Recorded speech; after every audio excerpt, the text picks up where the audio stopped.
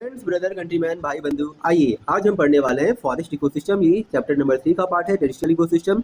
Book लिखी गई है सर शंकर अय्यर सर के द्वारा। बुक का नाम है एनवायरनमेंट। ठीक है, अब जब हम फॉरेस्ट इकोसिस्टम पढ़ेंगे तो हम फॉरेस्ट इकोसिस्टम में क्या देखेंगे, इनका नाम देखेंगे, कैसे इन्हें क्लासीफाई किया गया है। उसके बाद देखेंगे कि हमारे इंडिया में कौन कौन से फॉरेस्ट हैं, किस किस टाइप के फॉरेस्ट हैं। तो जब आप फॉरेस्ट इकोसिस्टम देख रहे हो तो एक्चुअली ये बायोम है, वो हम वर्ड बाद में मतलब देखेंगे। ये हम चैप्टर 1 चैप्टर 2 में पढ़ चुके हैं। ठीक है, लेकिन सबसे इंपॉर्टेंट है कि फॉरेस्ट इकोसिस्टम को आप क्लासीफाई कैसे करते हो, उनका नेमिंग कैसे करते हो। ठीक है, तो नाम देखने से पहले हम ये देख लेते हैं कि हम ऑन द बेसिस ऑफ मतलब रीजन या ऑन द बेसिस उनके लीफ के शेप कैसे होते हैं या वो अपने लीफ सेट कब करते हैं, उनका नाम क्या क्या होता है।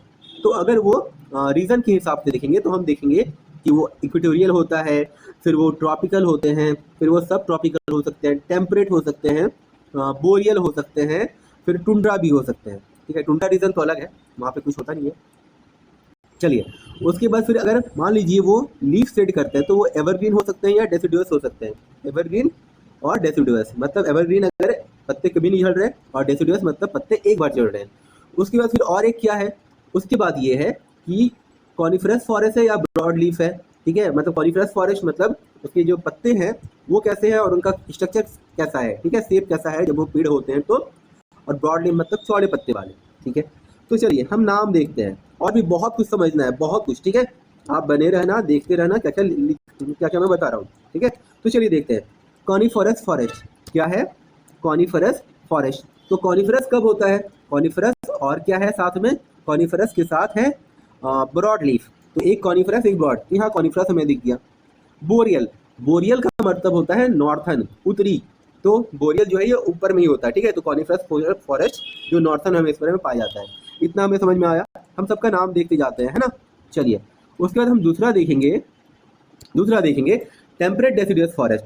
तो ये कहाँ पाए जाते हैं, टेम्परेट मतलब ये टेम्परेट वाले रीजन में। अब आपको कंफ्यूजन हो रहा होगा कि टेम्परेट, मान लो अब अगर आप जानते नहीं हो कि अर्थ के रीजन में कौन कौन से पार्ट हैं, कहाँ कहाँ, तो आपको कंफ्यूजन हो रहा होगा। तो टेम्परेट वो रीजन के कारण है, और डेसिडुअस ये किस कारण से है, पत्ते सड़ कब कर रहा है, पत्ते झड़ कब रहे हैं। एवरग्रीन कब है कि पत्ते झड़ ही नहीं रहे हैं। ठीक है, तो आपको समझ में आ रहा है नाम। फिर क्या है, टेम्परेट ये भी रीजन के कारण है, रेन बरसात कैसे हो रही है उसके कारण है, तो temperate rain forest. Tropical, tropical region के कारण है, रेन बरसात हो रही है नहीं हो रही है उनके कारण है। ठीक है, फिर कौन सा नाम है, फिर है ट्रॉपिकल। ट्रॉपिकल ये भी रीजन के कारण है। सीजनल तो कौन से सीजन में है उस कारण से हो रहा है। फिर सब ट्रॉपिकल, मैंने आपको नाम बताया था, ये भी रीजन के कारण है। तो ये जो ट्रॉपिकल सब ट्रॉपिकल ये सब होते हैं, ये सब रीजन के कारण है। और जो एवरग्रीन और आपके डेसिडुअस है वो पत्ते लीफ कैसे झड़ रहे हैं उनके कारण है। और एक जो है शेप ऑफ द लीफ या शेप ऑफ द ट्री क्या है उसके हिसाब से होता है कॉनिफरस और ब्रॉड लीफ। उम्मीद है आपको इतना समझ में आ गया होगा। अब हम चलिए देखते हैं अर्थ के रीजन। बाकी और भी बहुत कुछ समझना है, बहुत कुछ है इसमें। हाँ, मैं पहले ही कह दूं कि मैंने कुछ इमेजेस डाउनलोड किए हैं, वो यहाँ से हैं, क्या कहते हैं कुछ नेट से डाउनलोडेड है, इंटरनेट से, जो मेरे नहीं है, शटरस्टॉक और कौन कौन से, ये मैंने UNDP से कुछ डाउनलोड किया हुआ है। चलिए हम वो बात देख लेंगे। ठीक है, ये सब हम डाउनलोड किए हैं, हमने डाउनलोड किया हुआ है। अब चलिए हम पढ़ते हैं कि रीजन के हिसाब से कैसे कैसे क्या क्या है। ठीक है, ये है इक्वेटर, ये है इक्वेटर, ये है 0 डिग्री। फिर क्या है, इक्वेटर के बाद फिर है ये है 23.5 डिग्री, ट्रॉपिक ऑफ कैप्रिकॉर्न है। ऊपर है tropic of cancer 23.5 degree north. ठीक है, फिर ये है Arctic circle 66.5 degree north, 66.5 degree north. और ये है Antarctic circle 66.5 degree half degree south. ये हमें समझ में आ गया। अब इनका हम नाम देते हैं। ठीक है, तो ये जो है बीच वाला वो इक्वेटर है। ठीक है, इतना समझ में आ गया हमें। फिर उसके बाद क्या क्या है वो देखते हैं हम।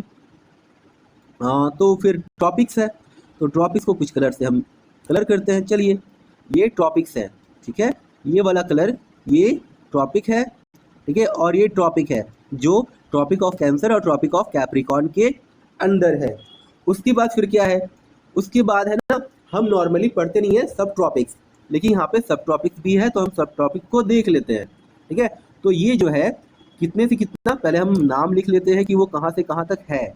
ठीक है, चलिए, तो सब ट्रॉपिक हमारा कहीं यहाँ पे 35 डिग्री तक, 35 डिग्री नॉर्थ, और ये 35 डिग्री साउथ, ये क्या है? सब ट्रॉपिक। ठीक है, ये सब ट्रॉपिक है। अब देखो ये 35 डिग्री यहाँ तक, ये यहाँ पे क्या है? ये यहाँ पे क्या है? सब ट्रॉपिक। और ये यहाँ पे क्या है? सब ट्रॉपिक। चलिए, कितना समझ में आ गया? और इसके अंदर क्या है? 23.5 डिग्री नॉर्थ से 66.5 डिग्री नॉर्थ, ये क्या है? ये है हमारा टेम्परेट जोन। क्या है? Temperate zone. चलिए, तो ये समझ में आ गया, ये है टेम्परेट और ये है टेम्परेट। तो हमें रीज़न तो समझ में आ गया। अभी तक हमने कौन कौन सा देखा था? ट्रॉपिक देखा था, और कौन कौन सा नाम देखा था? सब ट्रॉपिक देखा था और टेम्परेट देखा था। तो ये तो हो गया। ठीक है, अब एक वर्ड आता है बोरियल। बोरियल का मतलब होता है ना उत्तरी। जो हमारा नॉर्थ में कुछ होता है, जो ये नॉर्थ साइड में होते हैं ना, नॉर्थ साइड, हाँ, ये नॉर्थ साइड में जो होते हैं यहाँ पे, वो बोरियल कहलाते हैं। तो चलिए, अब हम समझते हैं कि बाकी सारी चीज़ क्या क्या नाम कैसे किए गए हैं, है ना। अगर आपको ये ना समझ में आए तो फिर भी देख लो। लेकिन ये है बायोम्स। ठीक है, ट्रॉपिकल है, टेम्परेट है, सब पोलर है, पोलर रीजन है। अब ये क्या है? पोलर रीजन और सब पोलर रीजन क्या है? तो आप ध्यान से देखो कि पोलर क्या है। पोलर ये जो है ना, ये हमारा नॉर्थ पोल है और ये हमारा साउथ पोल है। तो जो पोल के एरिया में होता है वो पोलर होता है, और पोलर के नीचे थोड़ा सा जो और नीचे हो जाएगा वो सब पोलर होगा। ऑब्वियस सी बात है। फिर ये साउथ, तो वहाँ पे भी पोल होगा, उससे थोड़ा सा ऊपर साउथ वाले पार्ट से सब पोलर होगा। जैसे हमने ट्रॉपिक को सब ट्रॉपिक, ऊपर वाले को सब ट्रॉपिक किया, उसी तरह पोलर के नीचे थोड़ा सब पोलर होगा, और साउथ में भी थोड़ा यहाँ पे पोलर के ऊपर सब पोलर होगा। तो चलिए, इतना हम समझ चुके हैं। तो यहाँ पे क्या होता है? सबसे पहले होता है इक्वेटर, फिर होता है ट्रॉपिकल, फिर होता है सब ट्रॉपिकल। यहाँ सब ट्रॉपिकल नहीं है, टेम्परेट है, फिर सब पोलर, फिर पोलर। इतना हमें समझ में आ गया। सारे नाम हमें समझ में आ रहे हैं। ये सारे नाम जो हैं वो रीजन के कारण हैं। और क्या है? ये कॉनिफरस है, ये डेसिडुअस है। हाँ, अब रुकिए, एवरग्रीन और डेसिडुअस। ये जो डेसिडुअस है और एवरग्रीन कहीं दिख रहा है? एवरग्रीन कहीं नहीं है। चलिए, तो ये दो नाम होते हैं क्योंकि वो अपना लीफ स्टडी कब करते हैं। अब है उसके बाद कॉनिफरस और ब्रॉड लीफ। कहीं ब्रॉड लीफ दिख रहा है? Broad leaf, broad leaf, broad leaf, broad leaf, चलिए कहीं नहीं है, हो गया। तो अब इसे छोड़ते हैं, इतना हमें समझ में आ चुका है। और कुछ देखना है, देखते हैं हम, है ना। तो ये क्या है? ये एक्चुअली बायोम पिरामिड है। तो हम जो फॉरेस्ट इकोसिस्टम को कंसीडर करते हैं उन्हें बायोम भी बोलते हैं। ठीक है, ये जो फॉरेस्ट इकोसिस्टम पढ़ रहे हैं वो बायोम भी है। ठीक है, तो अब ये कैसे कैसे काम करते हैं? तो देखिए, पहले तो ये रीजन वाइज हमने देख लिया, ये रीजन वाइज कैसे बढ़ रहे हैं, ये रीजन वाइज कैसे बढ़ रहे हैं। फिर क्या है? Rain forest. अगर वेट पानी बहुत ज़्यादा है, ठीक है, जहाँ हॉट है क्लाइमेट वहाँ पानी बहुत ज़्यादा होगा, तो ये रेन फॉरेस्ट है, यहाँ पेड़ पौधे बहुत ज़्यादा घने हैं। फिर ट्रॉपिकल सीजनल फॉरेस्ट, फिर स्क्रब लैंड, फिर सवाना, फिर डेजर्ट जहाँ पानी बिल्कुल नहीं है, ये लास्ट में ड्राई। हालांकि अगर समझ में नहीं भी आ रहा होगा तो बस आप सुन लो ये फिलहाल। ये टुंड्रा, टुंड्रा का मतलब ये अर्थ का वो प्लेस है, ये वाला रीजन जहाँ पे कोई वेजिटेशन नहीं होता, इतनी ठंड है, और ये नीचे इतनी ठंड है कि ये बैरन लैंड है। टुंड्रा मतलब बैरन लैंड, इसे मैं वीडियो नंबर 2 में बता चुका हूँ। ठीक है, बैरन लैंड होता है टुंड्रा मतलब। तो ये यहाँ पे पाया जाता है, यहाँ पे कुछ नहीं होता है। ठीक है, तो वही यहाँ पे लिखा हुआ है टुंड्रा। ठीक है, वो पोलर रीजन में है टुंड्रा। चलिए, कॉनिफरस फॉरेस्ट हमने बताया था आपको कि ये कोनिकल शेप के होते हैं, और या तो ये यहाँ पे क्या पाए जाते हैं? स्प्रूस या FIR फिर वाला जो मतलब नाम है इनका। ठीक है, तो स्प्रूस वो होता है जो क्या बोलते हैं आप, उसके लिए ट्री उगाते हो क्रिसमस के लिए। ठीक है, चलिए, इतना हमें समझ में आ गया। अब हम समझते हैं कि क्या क्या लिखा गया है, क्या क्या समझ में आ गया। हाँ, चलिए, क्या क्या लिखा हुआ है वो पढ़ा जाए, है ना। चलिए, the forest ecosystem includes a complex assemblage of different kinds of biotic communities. इसका मतलब क्या होता है? जो फॉरेस्ट इकोसिस्टम है, इंक्लूड, कॉम्प्लेक्स, इंक्लूड मतलब सम्मिलित होना, और कॉम्प्लेक्स मतलब जटिल होना। ठीक है, असेंबलेज, अच्छा मान लो आपने कभी कंप्यूटर खरीदा होगा, ठीक है, तो मान लो लैपटॉप नहीं, अगर आपने कंप्यूटर खरीदा है, सिस्टम वाला जो टेबल पर रखा रहता है, तो उसे हम असेंबल करवाते हैं। क्यों? तो क्या होता है ना, कंप्यूटर के अलग अलग पार्ट्स अलग अलग कंपनी के अच्छे आते हैं, तो कभी कुछ इसका मिला लेते हैं, कुछ इसका मिला लेते हैं और असेंबल कर लेते हैं। ठीक है, तो जब असेंबल करते हैं, वही वर्ड यहाँ पे भी है, असेंबलेज। असेंबलेज मतलब मिला जुला के कुछ होना। ठीक है, तो क्या है यहाँ पे? फॉरेस्ट इकोसिस्टम, जो फॉरेस्ट का इकोसिस्टम है, इंक्लूड वो सम्मिलित करता है, कॉम्प्लेक्स मतलब जटिल, असेंबलेज, असेंबलेज मतलब सब कुछ संगठन एक साथ लाके। Different kinds of biotic community, different मतलब अलग अलग प्रकार के, नाना प्रकार के। बायोटिक, बायोटिक मतलब जिसमें जीवन है। कम्युनिटी, कम्युनिटी का मतलब हम पहले देख चुके हैं वीडियो नंबर 2 में। क्या होता है, पॉपुलेशन, अलग अलग पॉपुलेशन अलग अलग टाइप के एनिमल्स के साथ जब इन्वायरमेंट में मिलते हैं तो वो कम्युनिटी बना लेते हैं, ठीक है। तो यहाँ पे जब ऐसे जंगल होते हैं तो वहाँ अलग अलग टाइप के जानवर होंगे, अलग अलग वेजिटेशन होंगे, तो कम्युनिटी बनाते हैं। अब क्या है ऑप्टिमम कंडीशन, ऑप्टिमम कंडीशन, अच्छा आपको कुछ ना समझ में आए तो प्लीज़ कमेंट में पूछ लेना। Optimum condition such as temperature and ground moisture. Optimum मतलब अनुकूल, कंडीशन मतलब कंडीशन मतलब स्थिति, ठीक है। ऑप्टिमम कंडीशन जब अनुकूल स्थिति होता है, अनुकूल वातावरण होता है। कंडीशन मतलब वातावरण या आप जो कह लो, ठीक है। सच है जैसे कि टेम्परेचर, जैसे कि तापमान। ऑन ग्राउंड मॉइस्चर या फिर ग्राउंड मॉइस्चर मतलब नमी, ठीक है, ग्राउंड की नमी। आर रिस्पॉन्सिबल, वो रिस्पॉन्सिबल होते हैं, उत्तरदायित्व होते हैं for the establishment of forest community. किसके लिए उत्तरदायित्व होते हैं, इस्टेब्लिशमेंट, ताकि वहाँ बस पाए क्या चीज़, फॉरेस्ट कम्युनिटी बस पाए, ठीक है। The nature of soil, climate and local topography determine. अब क्या बताया जा रहा है कि नेचर ऑफ सॉइल, जो प्रकृति है सॉइल की, ठीक है। तो सॉइल कैसे हो सकती है, या तो बहुत ही न्यूट्रिएंट्स वाली हो, मतलब उसमें ह्यूमस पाए जाएं, कंपोस्ट पाए जाएं, या तो फिर किसी भी कारण से वो ऐसी मिट्टी है जहाँ जैसे देखो पहले अलुवियल सॉइल किस तरह की होती है, एक अलुवियल है, एक लैटराइट है, एक ब्लैक सॉइल है, एक रेड सॉइल है। इस तरह के बहुत बहुत सॉइल होते हैं, ठीक है। अब क्या होता है ना, कुछ सॉइल होते हैं जो पानी को होल्ड कर पाते हैं, ठीक है। कुछ सॉइल होते हैं जहाँ बहुत ज़्यादा पानी होती है तो उसके साथ जो न्यूट्रिएंट्स हैं वो बह जाते हैं, ठीक है, वो बह जाते हैं। तो क्या होता है, सॉइल की नेचर, सॉइल की प्रकृति बहुत इंपॉर्टेंट है। क्लाइमेट, वहाँ पे जो मौसम है वो बहुत इंपॉर्टेंट होती है। जैसे डेजर्ट वाले एरिया में अलग टाइप के वेजिटेशन, अलग टाइप के आपको पेड़ पौधे मिलेंगे। जैसे वहाँ कैक्टस ज़्यादा मिलता है, हमारे यहाँ कुछ अलग टाइप के फॉरेस्ट मिल सकते हैं। फिर जैसे अरे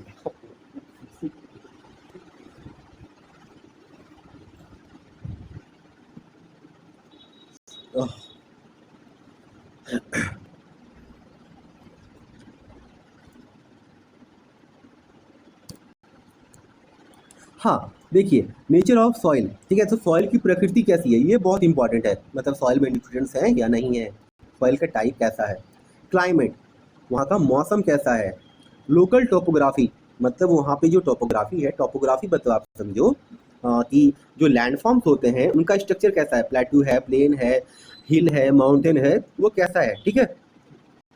वो सब डिटरमाइन करता है। डिस्ट्रीब्यूशन ऑफ ट्री, वो डिटरमाइन करता है कि वहाँ कैसे कैसे ट्री होंगे और कहाँ कहाँ पे होंगे। एंड देयर एबंडेंस, और उनकी मात्रा कितनी होगी, बहुत ज़्यादा होंगे या कम। एबंडेंस मतलब बहुत ज़्यादा होना। In the forest vegetation, forest vegetation में वेजिटेशन मतलब पेड़ पौधों का होना, ठीक है। वेजिटेशन पेड़ पौधे कहलाते हैं। अब देखिए बहुत इंपॉर्टेंट लाइन स्टार्ट होने वाली है। फॉरेस्ट में भी एवरग्रीन और डेसिडुअस। फॉरेस्ट क्या सकते हैं, या तो एवरग्रीन मतलब उनके पत्ते कभी ना झड़ें, या तो वो डेसिडुअस हो सकते हैं मतलब उनके पत्ते एक बार झड़ जाएं कभी, अपने मॉइस्चर को संभालने के लिए, ठीक है। अपने अनुकूल क्लाइमेट में जब भी उनका जरूरत पड़े तब वो अपना उनका पत्ता झड़ जाता है। They are distinguished on the basis of leaf into broad leaf और नीडल लीफ। अब ये तो हो गया कि एवरग्रीन और डेसिडुअस। एक होता है ब्रॉड लीफ होता है या तो नीडल लीफ। तो नीडल लीफ किस में होता है, कॉनिफरस फॉरेस्ट में होता है, और ब्रॉड लीफ किस में होता है, वो होता है डेसिडुअस फॉरेस्ट में, ठीक है। डेसिडुअस में होता है ना, हाँ हाँ हाँ डेसिडुअस में होता है, ठीक है। उसके बाद फिर क्या है, नीडल लीफ कॉनिफरस, देखो लिखा हुआ भी है नीडल लीफ कॉनिफरस फॉरेस्ट, ठीक है। In the case of temperate areas, और ये कहाँ पे होते हैं, टेम्परेट एरियाज में होते हैं। जैसे हम आपको बता चुके हैं कि टेम्परेट एरियाज कौन सी वाली है, तो टेम्परेट एरियाज ये ब्लू वाला है, ये वाला ब्लू वाला, ये टेम्परेट एरियाज, सॉरी माफ़ करना, ये आसमानी वाला टेम्परेट एरिया है, ठीक है। ये इक्वेटर, बीच वाला इक्वेटर, उसके बाद ट्रॉपिक्स, उसके बाद ये आपका, ये मेनली जो है ये आपका क्या है, ये टेम्परेट है, जो कि 66.5 डिग्री नॉर्थ से नीचे है और 66.5 डिग्री साउथ से ऊपर है, और 23.5 डिग्री साउथ से नीचे है, और यहाँ ऊपर में 23.5 डिग्री नॉर्थ से ऊपर। ये आप पहले ही देख चुके हो, है ना। चलो अब क्या देखना है, तो टेम्परेट एरियाज में होते हैं। अब आप एक चीज़ और देखो, ये भी बहुत इंपॉर्टेंट है, क्लाइमेटिक जोन। क्लाइमेट के जोन कैसे कैसे होते हैं, ठीक है।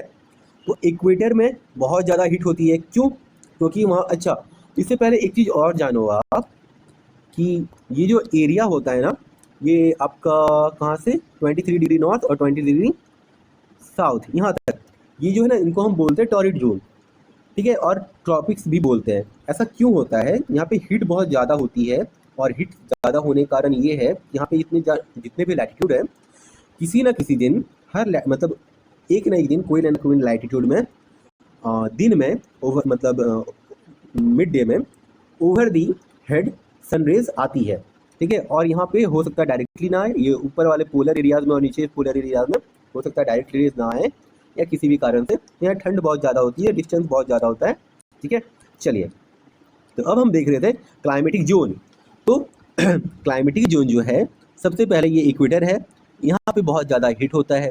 फिर ये ट्रॉपिक्स वाले पार्ट है, ठीक है, जो हम बोल रहे थे 23 degree north tropic of cancer, 23.5 degree south tropic of capricorn, इसे हम बोलते हैं ट्रॉपिक्स वाले एरियाज, या फिर बोलते हैं टॉरिड जोन, ठीक है। उसके बाद फिर यहाँ पे क्या है, उसके बाद फिर यहाँ टेम्परेट जोन। हालांकि यहाँ कभी उतना नॉर्मली नहीं दिखता है, सब ट्रॉपिक्स जो होते हैं वो 23 से 35 डिग्री तक होते हैं, और नीचे भी सब ट्रॉपिक्स 23 से 35 डिग्री तक होते हैं, ठीक है। चलिए, हाँ, सब ट्रॉपिक्स, ठीक है। फिर यहाँ टेम्परेट तो है ही, यहाँ टेम्परेट है ही। देखिए, आप देख भी सकते हैं, ये हरा वाला टेम्परेट है ना, हरा वाला ये हरा वाला टेम्परेट यहाँ पे भी है, और हरा वाला टेम्परेट यहाँ पे भी है। अब थोड़ा सा साफ कर लो ताकि ज़्यादा बेहतर समझ में आए, क्योंकि हरा जो है 2 कलर का है, ठीक है। अब आप देखो, इसे ध्यान से देखो, ठीक है। हरा कलर, टेम्परेट कलर 2 तरह का है, एक सब ट्रॉपिक है और एक टेम्परेट है। तो सब ट्रॉपिक कौन सा है? ये सब ट्रॉपिक है, जो हल्का कलर है ये सब ट्रॉपिक है, और टेम्परेट कौन सा है? ये टेम्परेट है, ठीक है। यहाँ पे भी ये हल्का सा टेम्परेट है, बाकी क्या है? सब ट्रॉपिक्स है। चलिए, ये सब आपको समझ में आ गया है ना। ये मैंने बहुत सारे इमेज मैंने डाउनलोड किए हैं नेट से, ताकि आपको मैं अच्छे से समझा पाऊँ, ठीक है। अब एक चीज़ बहुत इंपॉर्टेंट सी बात है, देखो ये इक्वेटर है, ठीक है। तो यहाँ जो क्लाइमेट होना चाहिए था वो इक्वेटोरियल होना चाहिए था, ठीक है, इक्वेटोरियल होना चाहिए था। लेकिन यहाँ पे भी ऑन द इक्वेटर जो लैंड पड़ते हैं, हालांकि ये इमेजनरी लाइंस होते हैं, ठीक है। तो यहाँ पे 2 कलर है, देखो आप ध्यान से देखो, यहाँ पे 2 कलर है। क्या है? यहाँ पे 2 कलर है, एक रेड है और एक थोड़ा ब्राउन है, ठीक है, एक रेड है एक ब्राउन है। तो इसी लाइन में 2 फर्क क्यों आ गया, ठीक है, 2 तरह का क्लाइमेट का फर्क क्यों आ रहा है? वो किस बेसिस पे आ रहा है? वो हाइट की बेसिस पे आ रहा है, या किस बेसिस पे आ रहा है, या फिर ओशियन के बगल में, पानी के बगल में कुछ लैंड आ जा रहा है, वो आ रहा है? तो हम चलिए वो समझते हैं, है ना। तो उसके लिए मैंने एक पेज कॉपी किया था UNDP से, वो देखते हैं हम लोग, ठीक है। चलिए, तो यहाँ पे देखिए लिखा हुआ है इक्वेटोरियल, और एक लिखा हुआ है सब इक्वेटोरियल, ठीक है। हम ये देख चुके हैं ना, यहाँ पे देखिए क्या है, एक है इक्वेटोरियल, है, एक सब इक्वेटोरियल है, उसे हम समझते हैं। चलिए, हाँ, आइए, तो एक इक्वेटोरियल है, एक सब इक्वेटोरियल है। ये क्लाइमेट क्या है? इक्वेटोरियल क्लाइमेट है, ये ट्रॉपिकल मानसून क्लाइमेट है। मानसून हम सब जानते हैं कि मानसून का हमारे इंडिया में बहुत जरूरी, जो मतलब किसी कारण बरसात होती है वो मानसून के कारण होती है। अच्छा, टेम्परेचर कैसा होता है? तो विंटर में टेम्परेचर 26 डिग्री सेंटीग्रेड होता है इक्वेटोरियल एरियाज में, तो टेम्परेचर तो हाई होंगे क्योंकि ये इक्वेटर वाला एरिया है।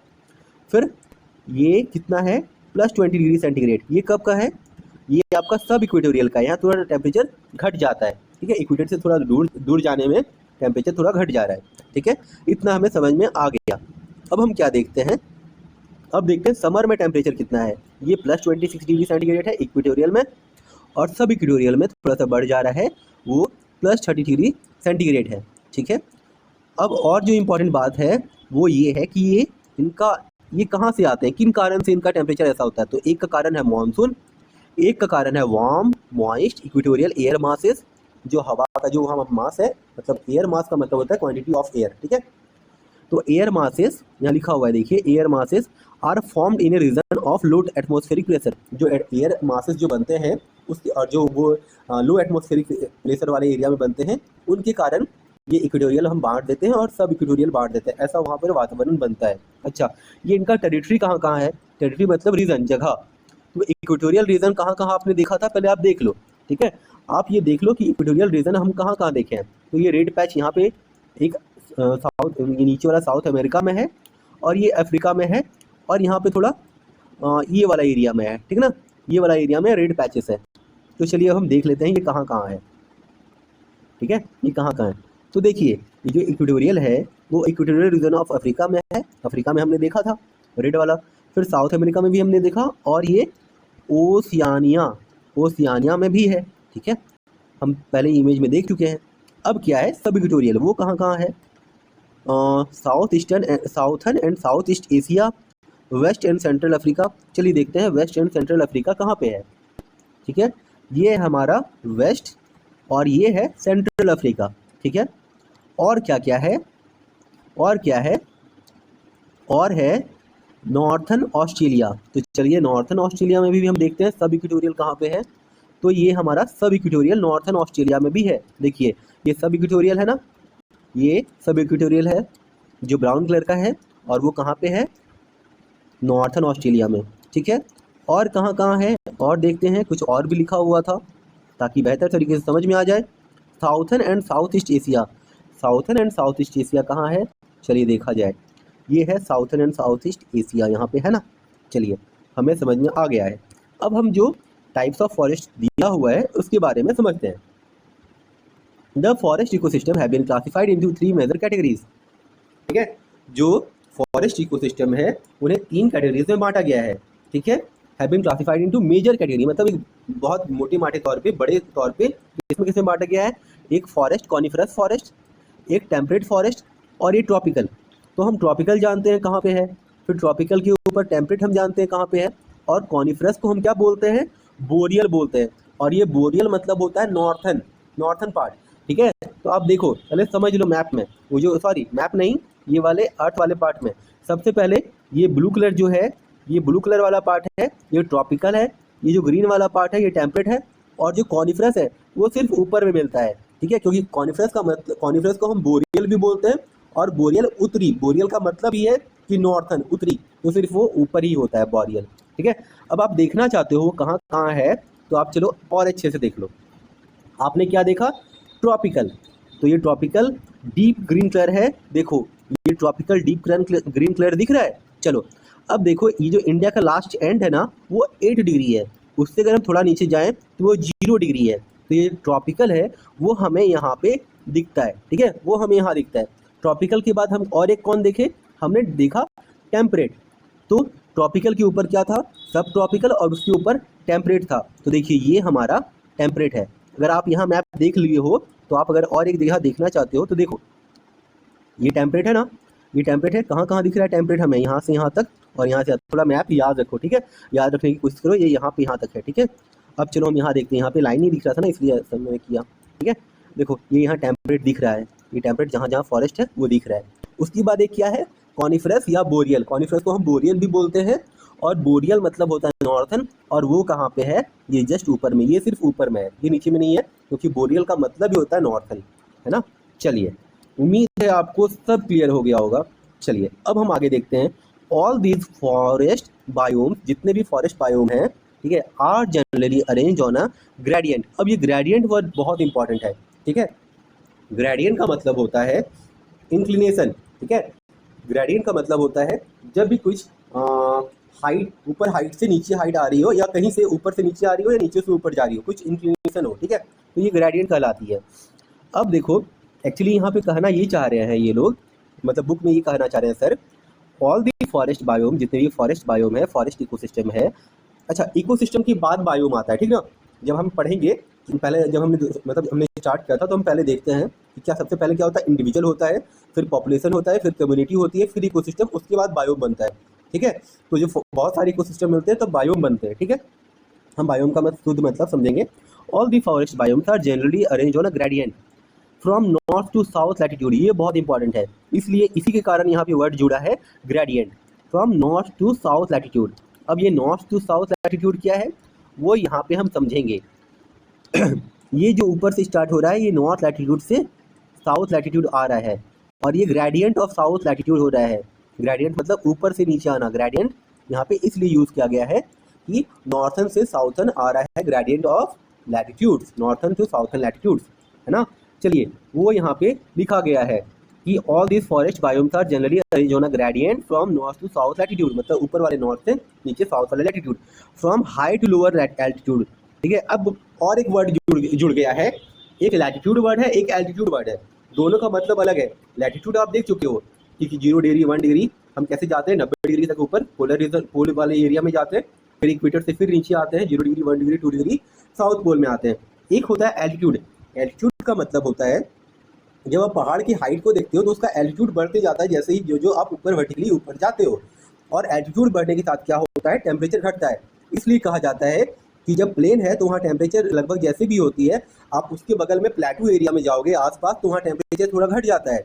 उसके बाद आप हिली एरिया में जाओगे माउंटेन्स में तो टेम्परेचर और ऊपर घट जाता है। इसलिए हमारे हिमालय में बर्फ़ है, वहाँ पे बर्फ़, क्योंकि वो एक हाइट में है। ठीक है, from high to lower altitude, ये हमें समझ में आ गया। अब चलिए हम नाम देखते हैं। Coniferous boreal forest. तो अब आपको सारा चीज़ पता है कि कॉनिफरस क्या होता है, बोरियल क्या होता है। बोरियल मतलब होता है नॉर्थन, कॉनिफरस मतलब वो पेड़ जो जिनके पत्ते कोनिकल होते हैं, ठीक है, या कोनिकल शेप के होते हैं, और वो सिर्फ कहाँ पाए जाते हैं, ऊपर वाले बोरियल एरियाज में। आप एक बार फिर देखना चाहते हो तो देख लो। चलो आओ, ये है बोरियल, ठीक है, और ये कैसे दिख रहे हैं, कॉनिफरस, कॉनिकल दिख रहे हैं, सारे का शेप कॉनिकल है। वो कहाँ पाए जाते हैं, ऊपर, ये बोरियल एरियाज में पाए जाते हैं। चलिए, हाँ, तो coniferous boreal forest cold region, बहुत ठंड वाला इलाका है। क्यों? क्योंकि ये तो जस्ट आर्कटिक के नीचे है। विथ रेनफॉल, यहाँ पे पानी बरसती है। स्ट्रॉन्ग सीजनल क्लाइमेट, मतलब सीजनल क्लाइमेट मतलब यहाँ जो क्लाइमेट है वो एक्सट्रीम है, मतलब ठंडा भी पड़ता है गर्मी भी पड़ता है। ठीक है, या तो ठंडा होता है तो नहीं, सॉरी, ठंड बहुत ज़्यादा है। ठीक है, स्ट्रॉन्ग सीजनल क्लाइमेट और कोल्ड रीजन है, ठंडा वाला इलाका है। विथ लॉन्ग विंटर, ठंड की सीजन, विंटर जो ठंडा का मौसम है वो बहुत ज़्यादा लंबा होता है, लॉन्ग विंटर। ठीक है, विथ लॉन्ग विंटर, अच्छा ये 2 बार लिखा गया है लॉन्ग विंटर, माफ़ कीजिएगा।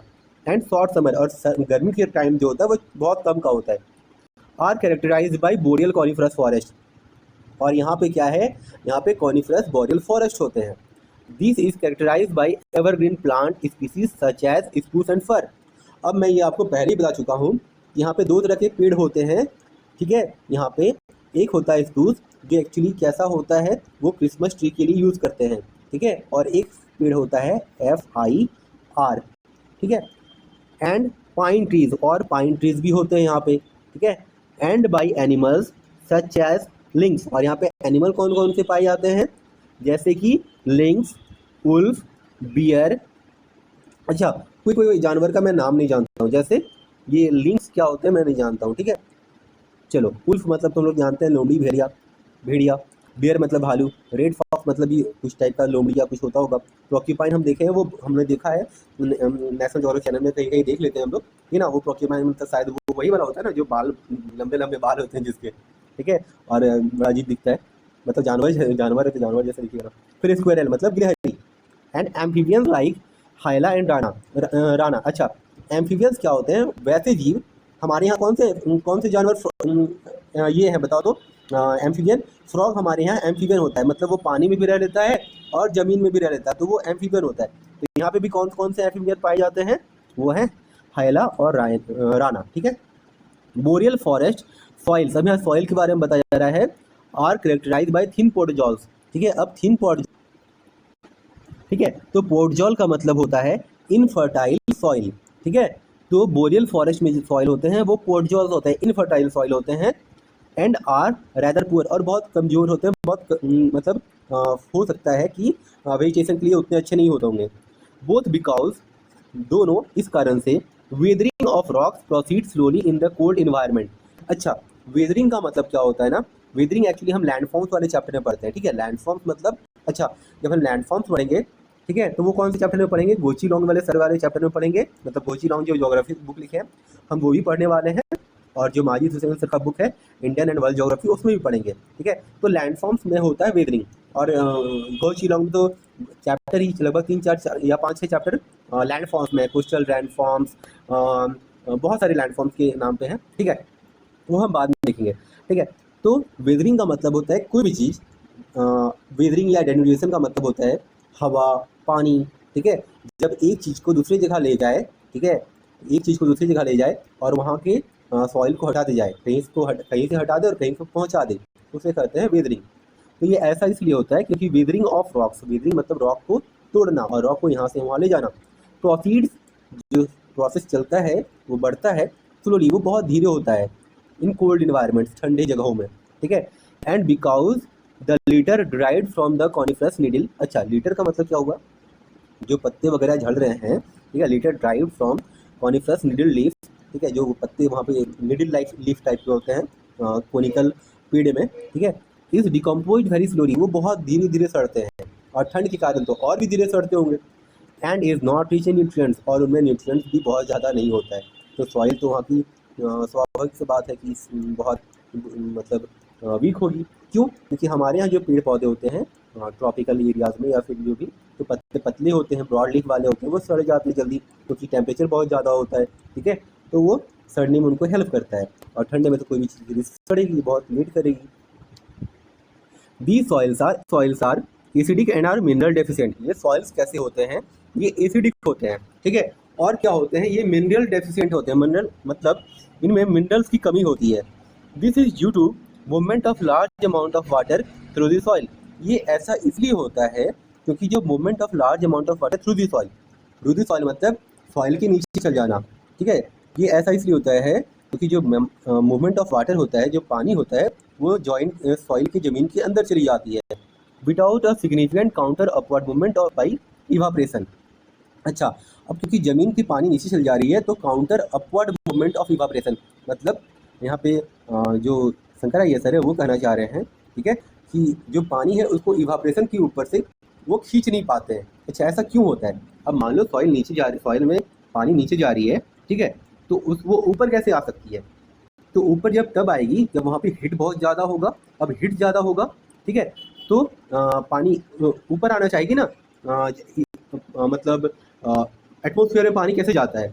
जब हीट बहुत ज़्यादा होता है, फिर इवापरेशन होता है, इवापरेशन में पानी ऊपर आते जाता है, और धीरे धीरे हम लोग देखते हैं कि सारा पानी तालाब का या कहीं का सूख गया है। वो कैसे होता है? वो अपवर्ड मूवमेंट होता है इवापरेशन का। तो यहाँ पे यही कहा जा रहा है कि जो पानी है उसका इतना मूवमेंट होता है नीचे कि उसका काउंटर अपवर्ड मूवमेंट होता ही नहीं है, क्योंकि कोल्डर रीजन है तो हीट है नहीं वहाँ पे पानी ऊपर नहीं जा रहा है, ठीक है, तो सिग्निफिकेंट काउंटर अपवर्ड मूवमेंट नहीं है इवापोरेशन के कारण।